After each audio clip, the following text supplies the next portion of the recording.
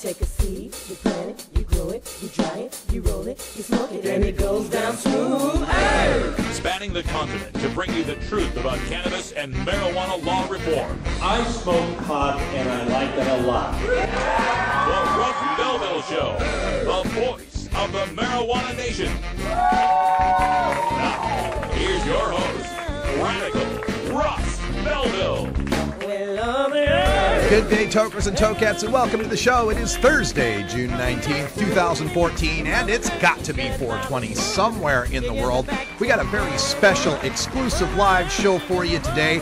Joining us at half past the hour, we're going to be talking to two of the representatives from United Campaign Workers, the group of signature gatherers who are on strike against the Campaign for the Restoration and Regulation of Hemp, one of the legalization movements here, one of the legalization initiatives here in the state of Oregon. We will get the straight scoop from them at half past the hour.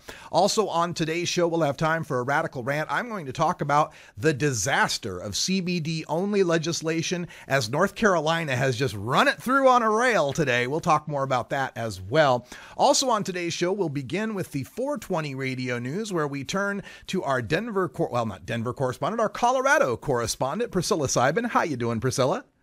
I'm great. How are you, Russ? I'm doing fantastic. Good to see you today. And also wanted to thank you for agreeing to turn out to a special Jane West sponsored edibles event that's taking place there in Colorado. This will be your first event for 420 Radio. What do you think? Oh, I'm really stoked about it. I wanted to thank you for your generosity and extending your arm out to me for that. I'm really thankful for it, and I look forward to the event. Like I say, working for 420 Radio, the pay sucks, but the fringe benefits kick ass. So oh, yeah. Glad to be able to get one of those fringe benefits out to you. We'll talk to Priscilla in just a minute in our 420 Radio news. We're in the headlines today. There is a Senate version of the appropriations amendment that just recently passed the House to defund the DEA. New York appears poised to become the 23rd medical marijuana state. Kinda.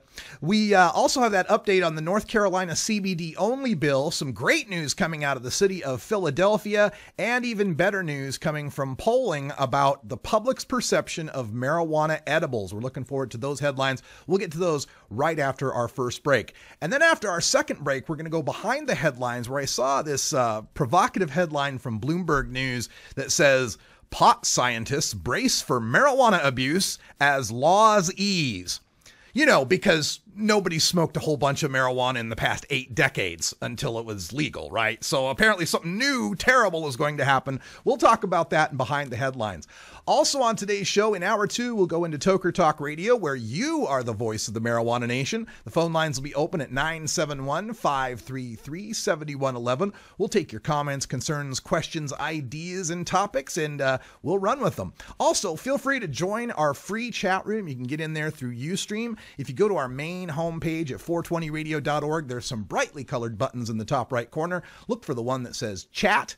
Any one of them that says chat, and you can use that to communicate with our moderators and the rest of our fans in the 420 chat room, which right now includes Pokey Smokey, Jam Band Fan, Keydet is in the room, and our moderators Bong Hitter, Big Daddy Fink, and Gothic Prophet will help you out. If you need any help, just ask them. We're all about community here at 420radio.org. We are public radio for the marijuana legalization movement. If you'd like to contribute, we've got a contact form. You can find it at 420radio.org/contact, or you can just email me directly, russ@radicalruss.com. Got all sorts of great plans for collaborative efforts coming up in this summer, as we're going to be doing so many marijuana events. We'll be covering them from coast to coast. And coming up for the November election, we are looking for correspondents in all the states that'll be voting on marijuana. If you'd like to apply, hit me up through email, russ@radicalruss.com. The news is next with Priscilla Seiben. Stay tuned.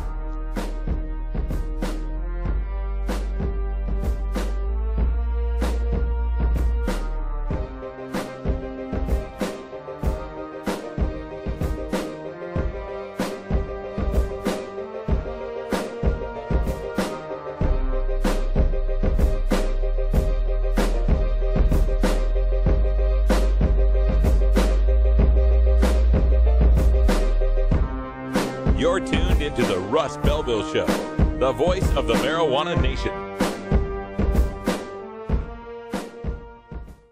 You can get 420 Radio on the go with the Ustream video app for Android and iPhone. Go to rad-r.us/420Ustream or just click the Ustream app icon for Android or iPhone below the live radio feed at 420radio.org. The Marijuana Business Association, or MJBA, are proud sponsors of the Russ Belville Show. It is the mission of the MJBA to establish integrity and legitimacy, create common market standards, provide market intelligence, and develop best ethical business practices for participants in the emerging legal marijuana industry, including commercial hemp, medical marijuana, and recreational marijuana for adults. Learn more about the Marijuana Business Association and visit mjba.net to join today. That's mjba.net. 420radio.org presents The Russ Belville Show, starring Russ Belville from Portland, Oregon. The Russ Belville Show is the net's most comprehensive marijuana news program, featuring headlines, in-depth news analysis, new music, timely interviews, and radical rants from one of America's most prolific reformers, airing live weekdays at 3 p.m. Pacific, with replays at 3, 6, and 9 Pacific, every weekday at 420radio.org. The law offices of Omar Figueroa would like to remind you to stand up for your rights. If you are detained or arrested, treat law enforcement with respect and stand up for your rights by repeating, "I respectfully invoke all of my legal and constitutional rights. I do not consent to any search and seizure. I want to remain silent, and I want to speak with my attorney." Please contact the law offices of Omar Figueroa at 415-489-0420 or 707-829-0215 or on the web at omarfigueroa.com.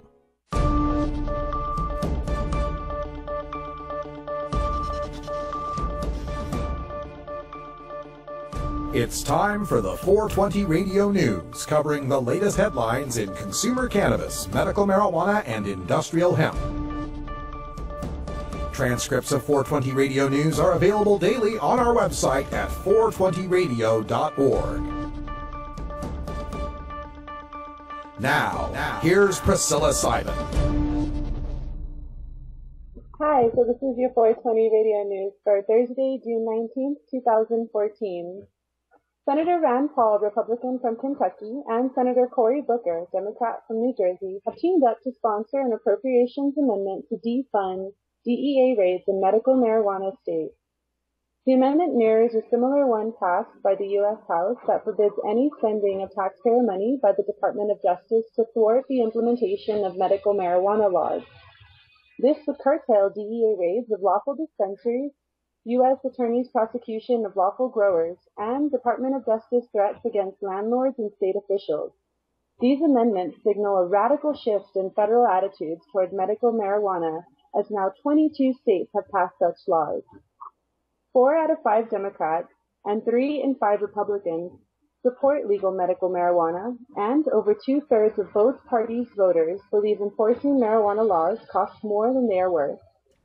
Wow, really good news here, and it just makes me so happy because, you know, we tried getting that Hinchy-Rohrabacher amendment passed 6 different times through the House. Finally, it passed this year. I think it was like 219 to 189, a huge shift. We had a lot of Republicans switch over to support the bill, and when it passed, the prohibitionists and the rehabilitationists out there on Twitter, particularly Kevin Sabet and Christine Tatum, were dancing a jig over the fact that they had inside information that this would get killed in the Senate, that there was no way it was going to continue in the Senate. There was a fix. There was going to be a fix for this in the Senate. It wasn't going to get through.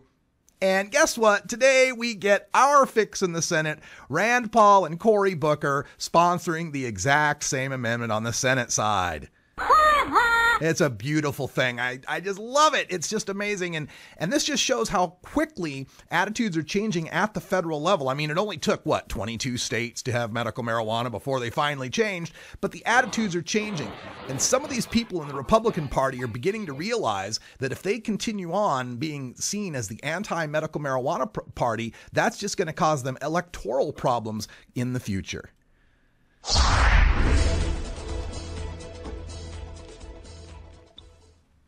On today's last legislative session day, there appears to be a compromise bill that would make New York the 23rd medical marijuana state.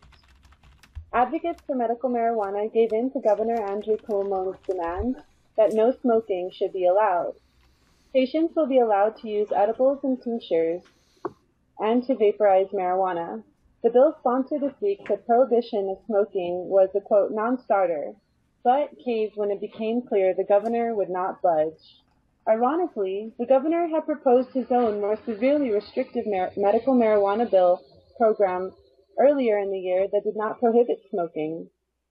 Advocates also conceded to the elimination of most of the qualifying conditions they'd approved medical marijuana for, like lupus, diabetes, and post-concussion syndrome, leaving only cancer, HIV and AIDS, Lou Gehrig's disease, Parkinson's, Huntington's disease, epilepsy, neuropathic disease, and multiple sclerosis. The law is a pilot program that will expire in 7 years, but the governor can cancel the program at any time upon the recommendation of the state health commissioner or the state police superintendent. It will take 18 months for the law to go into effect if signed, and it will mandate only 5 companies to grow and distribute medical marijuana statewide. Yeah, but we gotta win. This is so frustrating. What has been set now is a precedent for every medical marijuana state moving forward from here to not allow smoking. That's what it's going to be from now on. Medical marijuana is no smoking. You can mark my words on this. That is the precedent that will be set, and that's the way it's going to go from here on out. The governor here has proven that the political hostage taking that we used to use, how dare you not vote for this? How could you not be compassionate? Has been turned around and used against us. Now the governors through all these states know that they can pick apart every little bit of a medical marijuana bill. There's nothing they can take out of it that advocates won't roll over on. That's what's been shown in New York today. They earlier this week said banning smoking was a non-starter. Well, it's gone. It's apparently a starter. That one's been taken away. Covering lupus and diabetes and post-concussion syndrome, we can throw that away too because we just got to get a win. A pilot program that expires in 7 years. A pilot program because, you know, after 7 years of these people getting their medical marijuana and understanding how well it works for them and radically changing their lives, there should be a chance that that's taken from them. We should make sure that there's a chance that can go away. And not just in 7 years. Did you catch that part about being able to pull the plug on the program at any time upon the recommendation of the state health commissioner or the state police superintendent? Gee, do you think the state police superintendent is going to raise any objections to the medical marijuana program? Hell yes, they will. It'll be the first recommendation. It'll take 18 months to put this thing into practice. You can bet on the 18th month and 1 day, the police commissioner will be complaining about it and demanding the governor to pull the plug. And gee, 5 whole companies to grow and dispense medical marijuana for a state of 20 million people. Yeah, good job there, advocates. What a hell of a medical marijuana bill you passed there.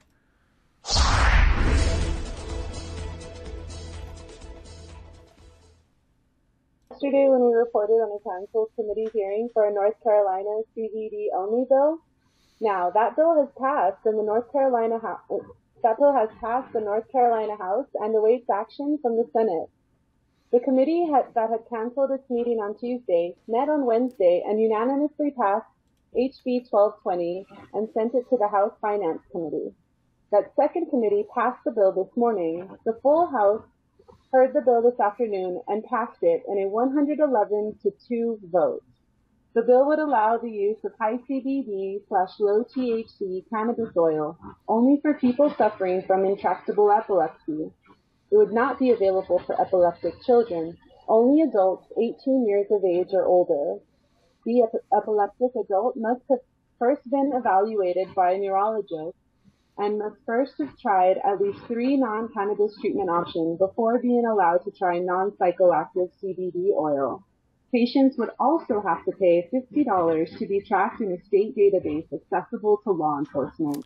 Yeah, and there's your flip side, right? You take a look at New York State, where for year after year after year after year, they pass something through the assembly. They can't get it through the Senate. The governor says he's going to veto it. We have to tear apart every little provision. We have to take smoking out. We have to make all these concessions after all these years to finally get a watered down whole plant medical marijuana bill through New York.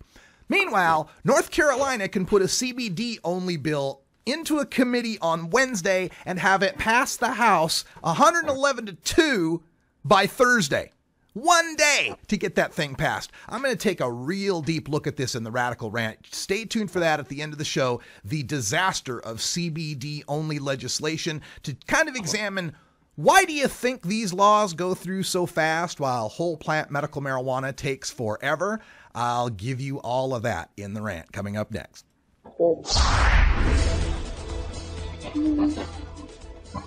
The Philadelphia City Council voted 13-3 today to decriminalize marijuana. If signed by the mayor, possession of an ounce or less of marijuana would only be subject to a $25 civil fine. All 13 council Democrats supported the measure, and all 13 Republicans opposed it. The mayor expressed concerns voiced by law enforcement, district attorneys, and the court system, but would not say whether he'll sign the measure. The council now goes into recess for the summer, giving the non-committal mayor time to think about signing or vetoing the measure, which the council has the votes necessary to override. The bill's sponsor says the veto-proof majority means that the mayor ought to have police adhere to the policy immediately in order to save the city a few hundred pot arrests over the summer. You know, a lot of thanks have to go out to Philly Normal, the activist group there in Philadelphia that has for years been lobbying the city council on this issue. They are the ones to first point out that it was something like 88% of the arrests for marijuana in Philadelphia were African-American men. And that has done wonders in pointing out this racial disparity and the insanity of marijuana criminalization in Philadelphia. They then put together some reports showing how much money is being spent, some $4 million a year between the police and the court systems in the city of Philadelphia to process all those misdemeanor marijuana arrests. Should this stick and we end up with decrim of an ounce for just a $25 fine, Philadelphia's decrim would be much like Washington, D.C.'s decrim with just a $25 fine. Good thing they got the veto-proof majority. I can't see why the mayor would oppose signing this unless, of course, like others, he's in the back pocket of law enforcement and other lobbyists. But this is really good news for one of America's largest cities with one of the greatest disparities in the racism of arrests.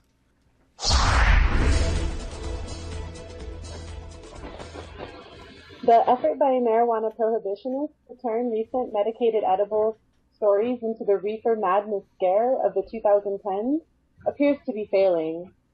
In a new Huffington Post/YouGov poll, only 14% of respondents thought that eating a, quote, marijuana brownie was more dangerous than smoking marijuana, while 22% said neither smoking nor eating marijuana was particularly dangerous.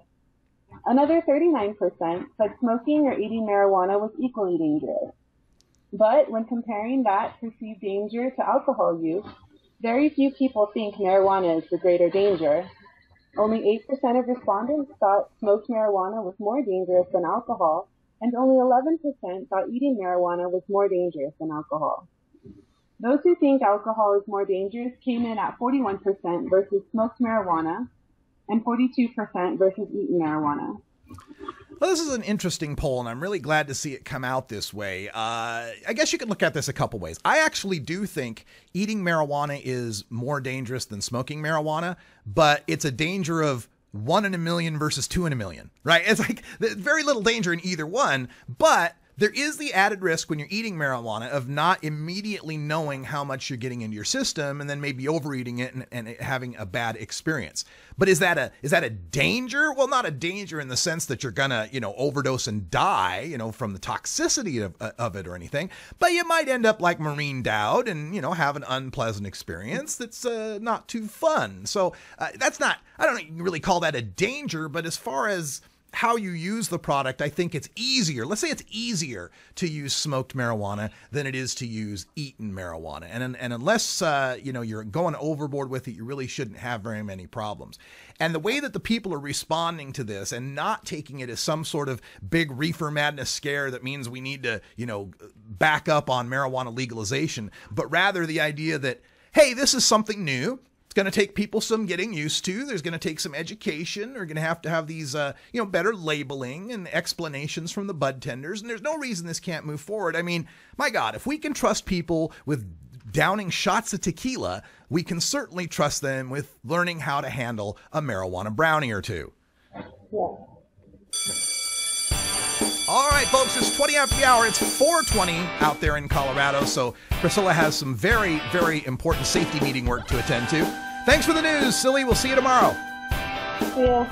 All right, when we come back, we're going to go behind the headlines and take a look at the National Institutes of Drug Abuse and what they consider to be therapeutic studies on the use of cannabis.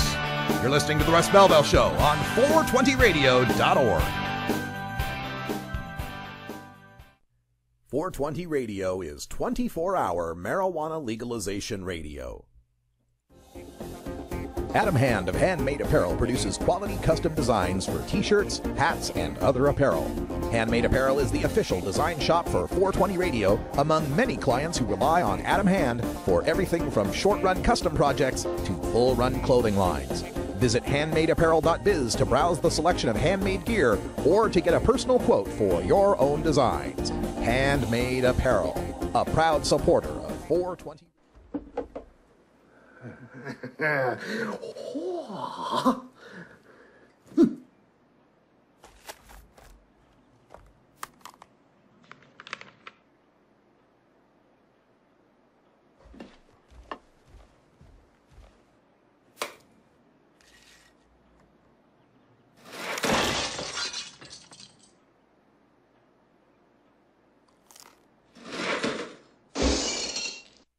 Growing plants indoors can be a rewarding hobby, but electricity bills can go through the roof. Then you have to cool down all those big hot lights. It can drive a grower insane. With Lush LED lighting, you can solve many of these issues and double your rewards. Matt and his scientists have developed the perfect light for flowering plants with far less cost and heat. And the results? Very effective. Check out LushLEDlighting.com right now and tell them Radical Russ sent you.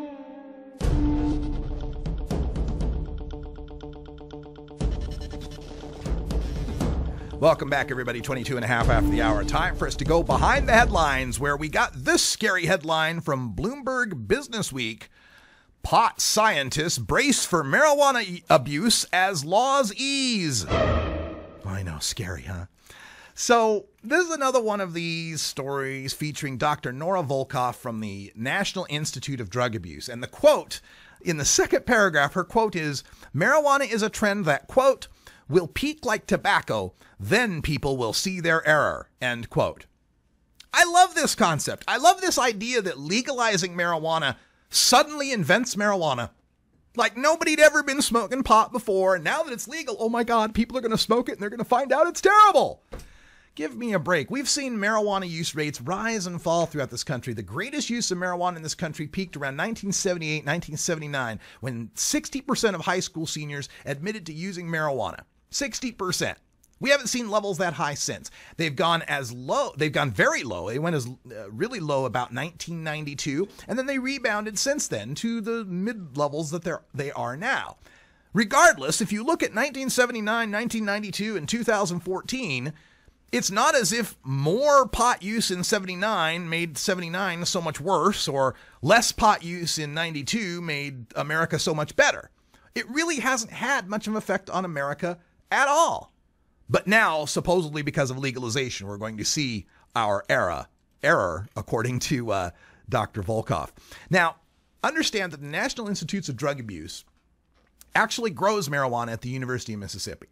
And part of the clamor from our side has been the Schedule 1 Catch-22. Marijuana is in Schedule 1. It has absolutely no medical use whatsoever. And okay, well, we'd like to get some marijuana to study that so we can prove that there's medical use. No, you can't have any marijuana because it's Schedule 1.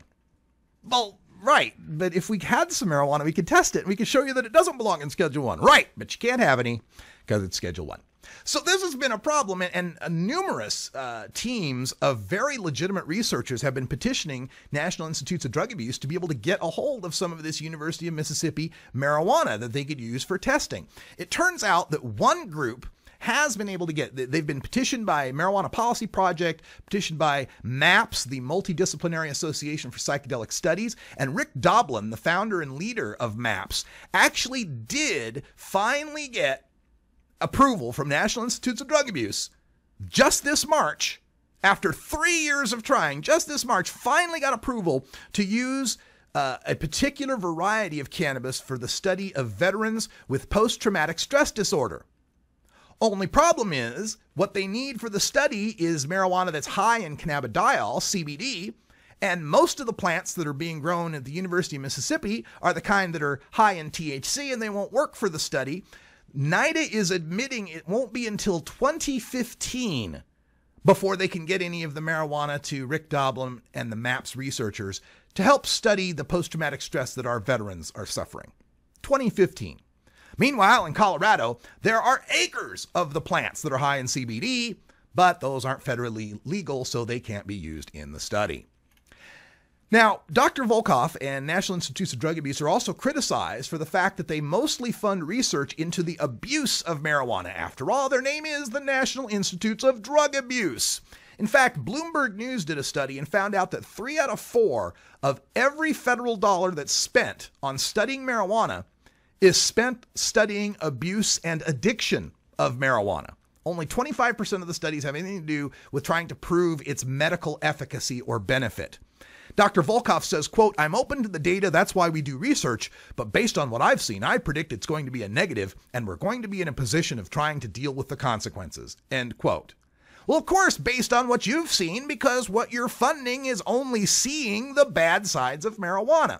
The National Institutes of Health is funding 54 grants on the therapeutic uses of marijuana, according to Dr. Volkoff. However, when they talk about the therapeutic uses of marijuana, they're also including treatments they're studying to try to combat marijuana abuse. For example, nearly $250,000 awarded to McLean Hospital with Harvard Medical School to study whether nabilone, a synthetic cannabis, could be used to treat cannabis addiction. That's right. If you're addicted to plant cannabis, we've got a cannabis pill that'll help you kick it. Also, $500,000 granted to Yale University to study a fatty acid enzyme to inhibit the body's signaling system to reduce the withdrawal symptoms from cannabis. You know, the terrible withdrawal symptoms like not enjoying Grateful Dead music as much. I don't know, whatever it might be.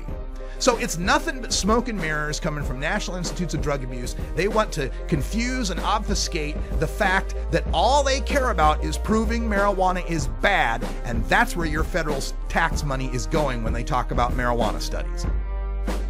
All right, stay tuned, folks. When we come back, we've got an exclusive interview with Wyatt and Barrett from United Campaign Workers. They are on strike here in Oregon and will not be collecting signatures for legalization. We're going to find out why when we return.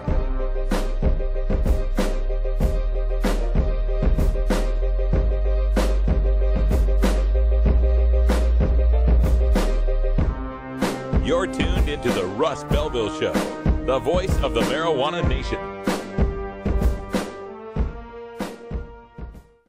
420 Radio, the activist radio station. You know Herb Thrasher from the Herb Thrasher Flower Hour. Now get ready for Herb Age Designs for the proud cannabis consumer. Herb Age Designs, lifestyle gear for the 420 friendly.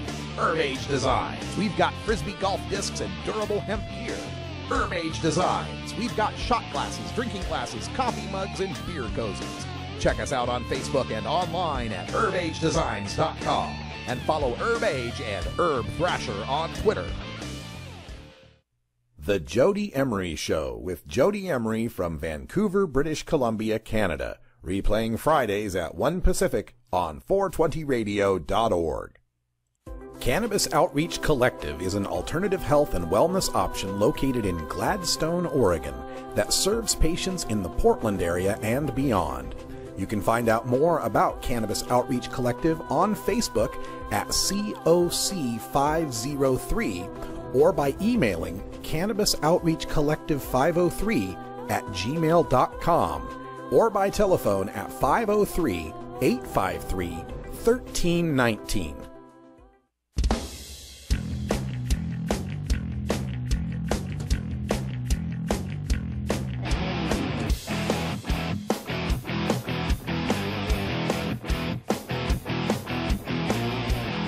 Activism begins with ACT. The Russ Belville Show features the stories of hardworking grassroots activists working for an end to prohibition in today's activist agenda. All right, folks, welcome back. It's 30 after the hour, and today in the activist agenda, we have an exclusive interview with two gentlemen who've been working hard to try to get marijuana legalization on the ballot here in the state of Oregon. Please welcome to the show Wyatt and Barrett. Wyatt, hello. Hello. And let's get Barrett on camera. Barrett, how are you? Doing well. All right. Glad to have you here. I got news of this story around, I guess it was June 10th, the day after, when the word went out that the campaign workers for the Campaign for the Restoration and Regulation of Hemp, which CRRH, which had been promoting the I-21 and I-22 legalization initiatives, had gone on strike.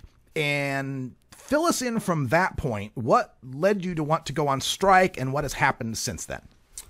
Well, the reason we went on strike is essentially a very, very long history of mismanagement and of a culture of secrecy and information withholding in the office that really didn't include canvassers on any strategy meetings, anything of any importance, and especially didn't include them on conversations like, where is our paycheck? When is that coming? Those seem to be rather important considerations. Right. So essentially, this isn't a single bounce check or a single late check. This is something that one of our striking canvassers, Eric Fletcher, has witnessed 4 or 5 times. So it's kind of a long-standing tradition. And Chief Petitioner pushing this initiative, Initiative 22, is rather well noted throughout the Portland community for, let's leave it at tax inconsistencies and multiple bankruptcies. So this is an issue of, again, lack of transparency and lack of information, and not treating canvassers as responsible members of the workforce. Were these concerns something you already knew going into this, or did it catch y'all by surprise? We were aware of Paul Stanford's checkered financial past, but we were willing to take a chance on the campaign for the Oregon Cannabis Tax Act because it did make it on the ballot in 2012. And we only lost by 3%, so we knew we could win. We fundraised on the issue, and we started petitioning in early May. And I believed at that time that we were going to be able to pass the Oregon Cannabis Tax Act this year in 2014. Despite it being a midterm election, we could have done it by mustering one of the biggest get-out-the-vote campaigns in Oregon history. But the campaign didn't appear to be on track to those goals. That's why one of our chief demands was for greater participation in campaign strategy meetings. And greater transparency for all members of the campaign, not just the directors and management. Now, as far as the actionable part of this, it would seem to me that the paycheck part is the most actionable part. Whether or not canvassers are included or not included in the high-level strategy meetings is open for discussion. I think it's something that should be discussed. Absolutely. But there's some gray area there. But bounced paychecks and no pay, that's pretty black and white. That's pretty black and white. And again, this is not an isolated incident. This is something that we had had some experience with in the past. And it came at a time of kind of a lot of disharmony within the campaign. It appeared very unlikely to make it on the ballot at that point. And a big part of the reason is the lack of involvement of canvassers in discussions about where to put canvassers. So where are you guys all Portland based, and what would you have told the campaign as far as strategy goes? We've been telling, we as canvassers have been communicating this to higher ups for quite some time, that voter fatigue is a very real thing that happens pretty quickly when you have hundreds of canvassers in a city interacting with people every day, interacting with the same people on the same routes, the same parts of the city. You know, we as canvassers get to know people. We form relationships with people because we see them every single day, and they know our names and we know ours. We know they're not going to sign this petition because we see them all the time. And it's this kind of essentially a lack of voice for canvassers to be able to say, hey, I've got a car. I can drive out to Bend, you know. I can take this upon myself. There's no mechanism within the campaign to allow proactive canvassers to take this fight to people who haven't heard about it yet. Okay. So as this campaign was gearing up, were you were gathering signatures for both the constitutional amendment I-21 and the statutory I-22, and did that give you pause? We disagreed with that strategy from the beginning. Ever since we were hired and we've, read the legislation, we decided right away that it would have been a more realistic strategy to focus on the Oregon Cannabis Tax Act as opposed to the Oregon Cannabis Amendment. And this is again something that everyone working on this campaign has known for some time, that Initiative 21 was not a viable option, and it hasn't been for quite some time. Just in statistical terms, there was no way that it was going to get on the ballot, and that's been clear since February, probably much earlier.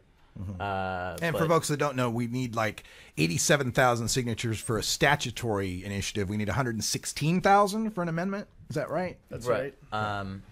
And essentially, another big issue here is that there really isn't a whole lot that I-21 does that I-22 doesn't. Besides codifying it into a constitutional level, everything that I-21 does is pretty much already covered by I-22. So we were essentially doubling down unnecessarily for months at a time, and had no means of communicating this to the right people. Did that make it difficult to explain to potential signers? Every day.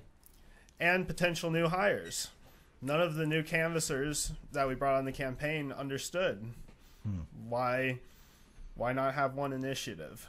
Right. Okay. So we are speaking with Wyatt and Barrett from the United Campaign Workers. And as we told you, on June 9th is when they posted the demand letter and went out on strike. What happened that week and what happened this week? Well, last week we engaged in negotiations with management. Essentially, after walking out, when it became clear that our paychecks were not there, that management didn't know where they were or when they would come, and that would have been last Monday. We negotiated the following day with management after we took those checks to the bank where they were issued to ensure that they actually did cash this time, that they weren't going to bounce. We returned and had a series of negotiations with management, and essentially they claimed a few things. First of all, they claimed that they were already addressing these issues and had been for a long time, but just didn't really want to tell us. They essentially asserted as well that that the issues regarding transparency, regarding campaign strategy, that none of this needed to be brought up with the chief petitioners, because they wouldn't be interested or wouldn't even be in a position to affect that. So we essentially were stonewalled from the very beginning, not really given any respect whatsoever, and that's par for the course. So that's not especially surprising. What was surprising was that they didn't want to consider even putting any of these demands in writing. They would not from the very beginning, they were completely unwilling to put any of this in writing, which seemed strange because as an employee working for someone, I think it's not unreasonable to ask that I have clear terms of employment, that I know exactly what I'm supposed to be doing, when I'm supposed to do it, and how and why. But according to campaign director Jersey Deutsch, the office wouldn't work as well without, or if we had contracts. He doesn't want to run that kind of office. Exactly. Okay. And by the way, folks, I should let everyone know before we go much further that I did reach out to CRRH for an official statement on this, received no reply. And last week I met in person with Paul Stanford through our friend Herb Thrasher, and gave him the opportunity. Said, anytime you want to come on the show to discuss this, you want to clarify what's going on, you know, I'm fair and balanced here. We can have both sides of the discussion. No response on that either. So we did reach out to CRH for comment on this. Now, this week, I understand, though, you were willing to end the strike and go back in, but weren't allowed to. Correct. We have been attempting to return to work for, essentially, we attempted Monday. Yeah, on Monday, we offered to return to work unconditionally and end the strike. We had been on strike on the previous Wednesday through Friday because management had refused to put our demands in writing. But this Monday, we offered to return to work unconditionally so that we could continue gathering on the Oregon Cannabis Tax Act. Now, this was difficult to do, to extend this sort of olive branch, because the office doors were locked when we arrived. We knocked for several minutes and waited, but did not receive any kind of response, despite the fact that people were very obviously inside. So we attempted to read out the written letter through the mail slot, because that was essentially the only way to communicate to those inside. But then the mail slot was shut, and we eventually put essentially letters with bearing our names and the date, stating our intention to return to work unconditionally. Put those through the mail slot. Kind of had to force them through a little bit, but then we also had a few folks attempt to deliver these to co-chief petitioner William Appel as he exited the building, but he was not willing to engage or speak to anybody, wouldn't take the letters, and just jumped in the Jaguar and sped off. And so we didn't really get much of a response from out of them, and they have not attempted to reach out to any of us and will not let us enter the building. So at this point, it appears that we've been terminated. So we've got just about a minute and a half here to go. So a final question on this. Where do you move from here? I mean, Oregon's got a strong Bureau of Labor and Industries, and there's always national labor boards. I mean, are you engaged with union representatives, anything like that? What's the future? We are engaged with union representatives. We've organized with the Industrial Workers of the World. We've had a lot of help on their end, and with a lot of other unions as well. Essentially, what we're trying to do at this point is to take this fight to all canvassers throughout Portland. We're reaching out to everybody that we see. We want to let you know that even though canvassing is a gig that's really tough and filled with a lot of uncertainty, there's other people out there who know how rough it can be and are working every day to make it have a little bit more accountability, a little bit more transparency, and get some respect for canvassers finally in this city. So please reach out to us. It's United Campaign Workers on Facebook. And additionally, you can email us at unitedcampaignworkers@gmail.com. All right. United Campaign Workers on Facebook and at gmail.com. We've got Wyatt and Barrett here, former petitioners with the former gatherers for the Campaign for the Restoration and Regulation of Hemp, the OCTA initiative. And let let's not be too sad because New Approach Oregon has 100,000 signatures. Apparently, we might get to vote on something. Yes, they do. We're going to get to vote on Initiative 53 this November. Initiative 22 appears to be off. So as far as we know, unofficially, it's kaput. Kaput. All right, folks. Well, thank you so much, guys, for the inside information on this. And hate to have to tell bad stories, but if we don't tell them, we won't learn from the mistakes. We gotta, we've got to hold our own accountable, and I'm glad you guys are doing that. Thank you so much. Thank you, Russ. Thanks, All right, Russ. United Campaign Workers, check them out on Facebook. Give them some love, and keep fighting, folks. When we come back, we're going to talk about the disaster of CBD-only legislation in the Radical Rant. You're listening to the Russ Belville Show on 420radio.org.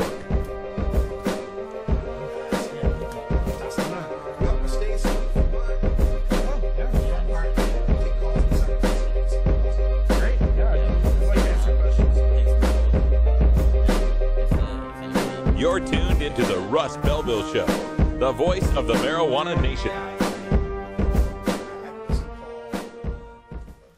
420 Radio, the home of marijuana experts.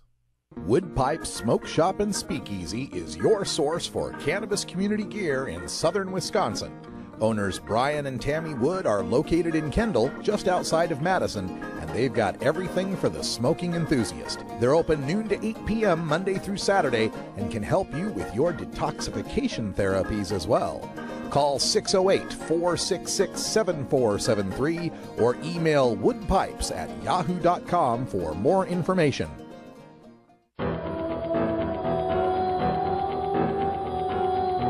In the interest of fair and balanced journalism, the Russ Belville Show presents the anti-drug public service announcement of the day.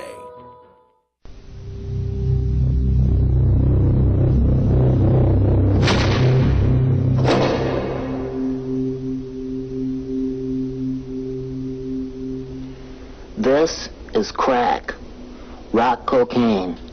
It isn't glamorous or cool or kid stuff. It's the most addictive kind of cocaine, and it can kill you. What's really bad is nobody knows how much it takes. So every time you use it, you risk dying. It isn't worth it.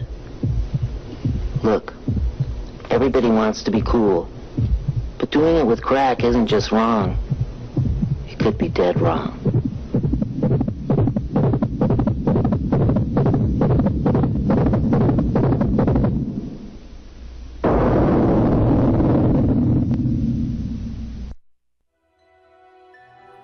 This has been the anti-drug public service announcement of the day. To cure this sort of reefer madness, listen to the Russ Belville Show every weekday on 420radio.org. When you are starting up a medical cannabis business, you want a fired-up lawyer who understands the needs of cannabis consumers. The Law Office of Lauren Vasquez is your fired-up lawyer for the cannabis industry. Visit her website, fireduplawyer.com, or call 1-855-MMJ-LAWS for more information. That's 855-665-5297 for Lauren Vasquez, your fired-up lawyer, or email fireduplawyer@gmail.com. You can't handle the truth. Entirely legitimate topic for debate. You have offended my family. Hey, this is great, man. And you have offended a Shaolin temple. One major responsibility is to encourage people to use less drugs. I know nothing. I support a change in law to end federal criminal penalties for possession of up to 1 ounce of marijuana. We don't need no stinking budget. Homosexuality, immorality in general. Down the centuries you have slurred the meaning of the words we, the people. Be warned, this is not your mother's marijuana. You could ask yourself a question. Do I feel lucky? Well, do you, punk? I want to ask you a bunch of questions. I want to have them answered immediately. Surely you can't be serious. I am serious. And don't call me Shirley. Radical Rant. You know, since the premiere of Dr. Sanjay Gupta's documentary Weed back in August, the general public has quickly come to understand the miraculous healing power of cannabidiol, or CBD. The political perception of medical marijuana changed forever when parents saw little Charlotte Figi, the girl with intractable epilepsy, go from hundreds of seizures a week to just 1 or 2, thanks to CBD treatments. But that change in perception isn't a good one. For now, there are 2 types of medical marijuana, CBD-Only and euphoric marijuana, as New Jersey Governor Chris Christie calls medical marijuana that contains THC.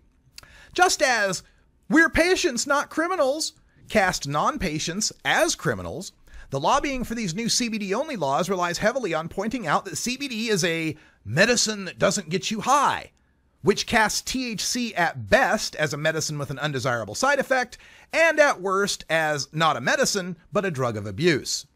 This is a disaster both politically and medically. Let's begin with politically. Politically, whole plant medical marijuana, you know, the kind with THC in it, began in 1996 in California, and from that point, it took 11 years before there were a dozen whole plant medical marijuana states in America.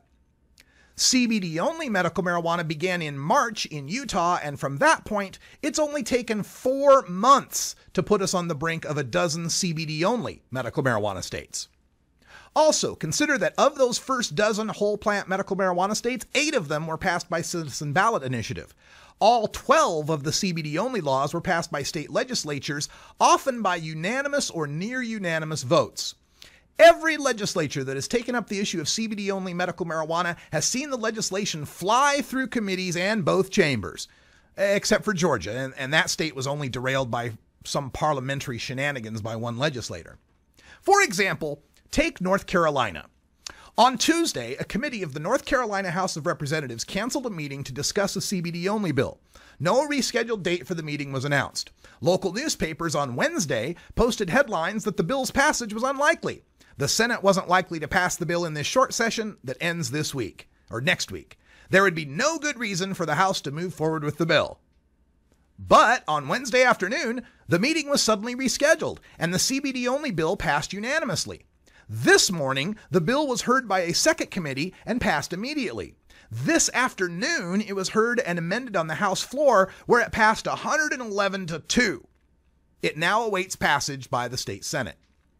So by the end of the week, it seems North Carolina could become the 12th CBD-only state, joining Alabama, Florida, Iowa, Kentucky, Mississippi, Missouri. Now, Missouri's waiting on a governor's signature. New York, and that was an executive order by Governor Cuomo, South Carolina, Tennessee, Utah, and Wisconsin. So why are legislators so fast to pass these CBD-only bills? Now, sure, it's fair to assume that politicians are moved by the plight of epileptic children. And with CBD-only, there's no downside of being the guy or gal who voted for legalizing something that gets you high. But even so, how do these bills move so fast and garner little to no opposition? Because CBD-only bills are political cover. Voting for the CBD-only bill allows the politician to say they're sympathetic to the plight of sick people and want to help patients get any medicine that will ease their suffering. But they can also still play the tough-on-drugs game and maintain their support from law enforcement and prison lobbies. Their vote garners headlines that a politician formerly considered anti-medical marijuana has changed his mind or altered her stance on medical marijuana. Best of all, it gets the sick kids and their parents out of the legislative galleries and off the evening news. For the politicians in these conservative states, it makes the medical marijuana issue go away. Or at least it puts the remaining advocates in the "we want marijuana that gets you high" frame, where they're more easily dismissed. Medically, the CBD-only laws are also a disaster. Cannabidiol is just one constituent of cannabis, and by itself, it doesn't work as well as it does with the rest of the plant.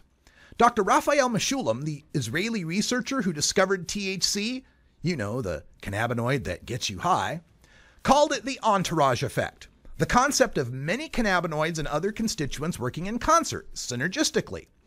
To make an overly simple analogy, it's as if we discovered oranges have vitamin C in them, but we banned oranges completely and only allowed people with scurvy to eat vitamin C pills. Now, yes, those pills can help you if you're vitamin deficient, but any nutritionist will tell you eating the whole orange will not only allow your body to absorb the vitamin C better, but the fiber from the orange is also good for your body. And oranges taste delicious, which makes you a little happier. Plus, if oranges are in your diet, you're not going to get scurvy in the first place. The authors of these CBD-only bills aren't writing them for optimal medical efficacy, however. They're writing them for political cover. The parents treating their children in Colorado with CBD oil will tell you that it takes quite a bit of tinkering with the ratio of CBD to THC in the oil to find what works best for their child's type of seizures. Some of these kids need a higher dose of THC. But the legislators write the laws mostly to ensure that the THC that gets you high is nearly non-existent. The North Carolina law, for instance, mandates that the oil contains at least 10% CBD and less than 0.3% THC. That's a CBD to THC ratio of at least 34 to 1. For comparison, an article by Pure Analytics, a California cannabis testing lab, discusses the high CBD varietals most in demand by patients are, quote, strains with CBD to THC ratios of 1 to 1, 2 to 1, and 20 to 1, end quote. The article further explains how a breeding experiment with males and females that had 2 to 1 ratios produced 20 to 1 ratio plants only about 1/4 of the time.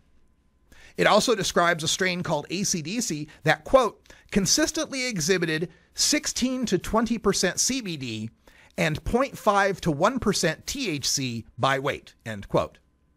So that's one variety with a range of 16 to 1 to 40 to 1. But in North Carolina, you must only use the ones that are 34 to 1 or higher. In another indicator that politicians are more interested in political cover than helping sick kids, many of these laws are written with no mechanism for in-state production and distribution of the CBD oil.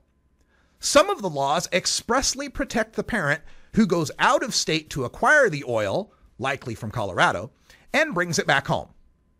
So, parents are given hope for their kids, but they have to go to Colorado, establish 3 months residency to qualify for a medical marijuana card, clear the hurdles necessary to get their child signed up for the card, purchase the high CBD oil, break Colorado law by taking it out of state, and break federal law by being an interstate drug trafficker. But then back home, the parents are safe. Assuming the oil they purchased in Colorado meets the CBD to THC ratio mandated by law. Because the ratio listed on the label or mentioned by the provider is no guarantee. At the Workshop, a cannabis testing lab in Los Angeles, an intern writes about how she was sold a strain promised to be 15% CBD and 0.6% THC. Now that's a 25 to 1 ratio, and that would be illegal in North Carolina if processed into oil. But when she ran the liquid chromatography tests on the sample, it turned out to be 9.63% CBD to 6.11% THC, a 1.6 to 1 ratio on a product that was advertised to be 25 to 1. CBD-only isn't just a political and medical disaster in the states that adopt it. These laws also have a detrimental effect on the process of passing whole plant medical marijuana in other states. Every medical marijuana state since California has enacted increasing restrictions on its access based on the need to keep out the illegitimate marijuana users, the ones who just want to get high. First, qualifying conditions were restricted. Then, home cultivation of marijuana was eliminated. Now, medical marijuana laws are being debated and passed that ban all marijuana smoking and allow no access to the plant itself, just pills, oils, and tinctures. Thus, it's no surprise that as Wisconsin, New York, and Florida are hotly debating and likely to pass whole plant medical marijuana laws, the legislators and governors in those two states rush to pass CBD-only laws first. It's like when Governor Schwarzenegger passed the decrim bill in the summer of 2010 to take the talking point of California arrests away from the Prop 19 campaign. Eventually, pharmaceutical companies are going to perfect these CBD to THC ratios, and those companies will be glad to supply the 34 to 1 CBD oil that North Carolina requires. If you want access to whole plant medical marijuana, the fight now is the fight for marijuana legalization, period. Thanks, folks. That's all the time we got for the rant. This is the Russ Belville Show. The Russ Belville Show is blogging and podcasting daily at radicalruss.com. Stay tuned. We got Wyatt and Barrett from UCW still sticking around in the studio. They'll take your questions at 971-533-7111. For them and Priscilla Simon, I'm Radical Russ. Thanks for joining us. And until next time, take care of each other, tokers.